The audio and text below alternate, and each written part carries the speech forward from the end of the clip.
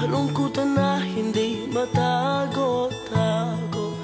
Sa isang tingin, akala mo ay okay lang.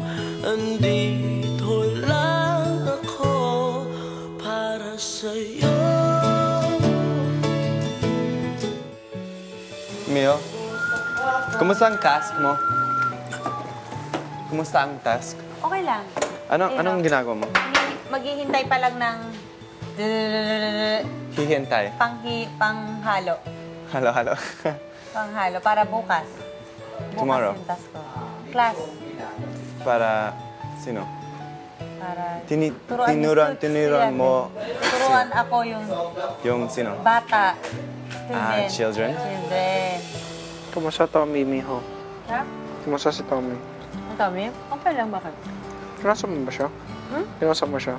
Ano, kanina, nilapitan niya ako. Di ba, talaga nga nasabi sa kagabi na oo, nga ako. Gusto kasi mag-focus na kung bakit ako andito. Ayoko muna isipin lamping. Kasi kung hindi ko naman gagawin, iwasan yun. Kasi gusto kasi mag-focus sa isa. Hindi ko naman kayang focus yung isa dito, focus sa kanya yung gano'n. Hayaan mo siyang lumapit sa kanya. Huwag kang lalapit sa kanya. Lapit ako sa kanya pag may kailangan ako.